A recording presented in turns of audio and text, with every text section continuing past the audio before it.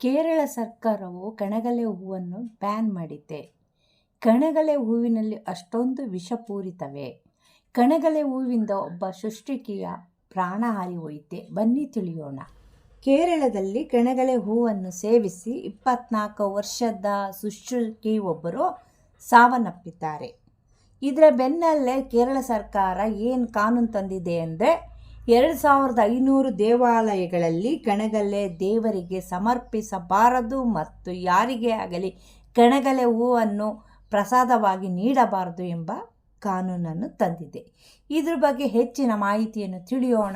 24 ವರ್ಷದ ಸೂರ್ಯ ಸುರೇಂದ್ರನ್ ಎಂಬ ನೃತ್ಯವನ್ನು ಮಾಡುತ್ತಿರುವ ಯುವತಿಗೆ ಲಂಡನ್ನಲ್ಲಿ ಆಕೆಗೆ ಹೊಸ ಕೆಲಸ ಸಿಕ್ತು. ಹಾಗಾಗಿ ಅವರು ಲಂಡನ್ಗೆ ಹೋಗೋದಕ್ಕೆ ಎಲ್ಲ ತಯಾರಿಯನ್ನು ಮಾಡಿಕೊಂಡ್ರು.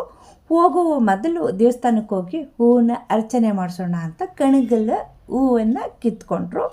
ಆ ಕಿತ್ತುವ ಸಮಯದಲ್ಲಿ ಒಂದು ಹೂವನ್ನ ಅವರು ಸೇವಿಸಿದರು. ಸೇವಿಸಿ ಎಲ್ಲ ಆಯಿತು, ಪೂಜೆ ಮಾಡಿಕೊಂಡು ಅವರಿಗೆ ಕೊಚ್ಚಿಯ ಏರ್ಪೋರ್ಟಿಗೆ ಬಂದರು.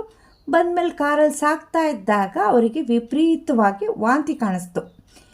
ಆಮೇಲೆ ಅವರು ವಿಮಾನ ನಿಲ್ದಾಣಕ್ಕೆ ಬಂದರೂ ಸಹ ಅವರು ವಾಂತಿ ಏನು ಕಡಿಮೆ ಆಗಲಿಲ್ಲ. ಅವರು ತುಂಬ ನಿಂತ್ರಾಣ ಆದರು.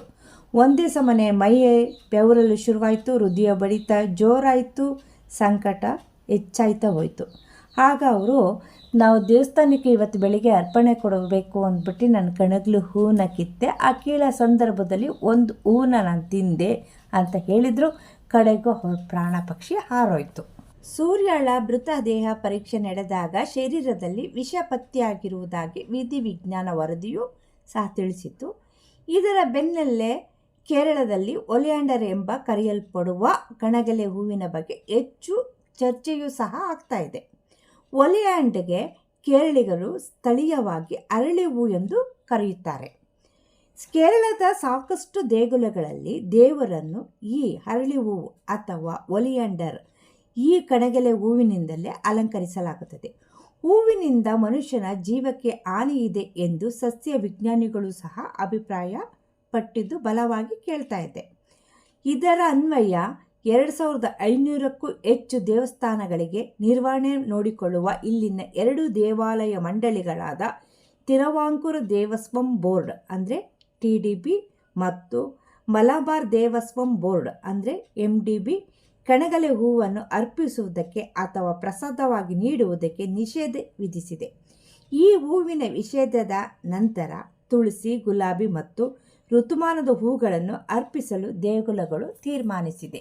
ಈ ಒಲಿಯಾಂಡರ್ ಹೂಗಳ ವಿಶೇಷತೆ ಏನು ಅಂದರೆ ಇವು ಬರಗಾಲದಲ್ಲೂ ಇವು ಅರಳುತ್ತವೆ.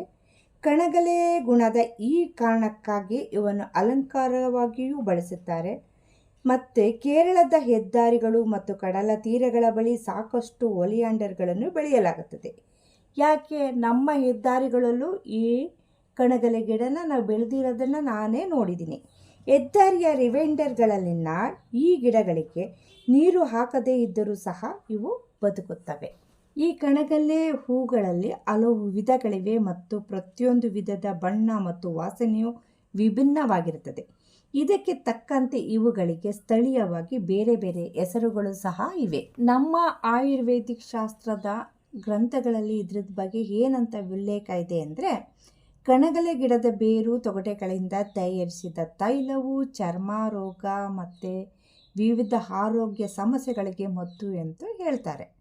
ಆದರೆ ಅಮೇರಿಕದ ವಿಷಶಾಸ್ತ್ರಜ್ಞ ಶಾನನ್ ಡಿ ಲ್ಯಾಂಗ್ಫೋರ್ಡ್ ಅವರು ಟ್ಯಾಕ್ಸಿಕಾಲಜಿ ನಿಯತಕಾಲದಲ್ಲಿ ಅವರು ಏನಂತ ಸಂಶೋಧನೆ ಲೇಖನದಲ್ಲಿ ಬರೆದಿದ್ದಾರೆ ಅಂದರೆ ಪ್ರತಿಯೊಬ್ಬರು ಚಿಕಿತ್ಸೆಯಲ್ಲಿ ಒಲಿಯಾಂಡರ್ನ ಬಗ್ಗೆ ತಿಳಿಸ್ತಾರೆ. ಆದರೆ ಈಗ ಆತ್ಮಹತ್ಯೆಗೂ ಸಹ ಈ ಒಲಿಯಾಂಡರ್ನ ಬಳಸ್ತಿದ್ದಾರೆ ಅಂತ.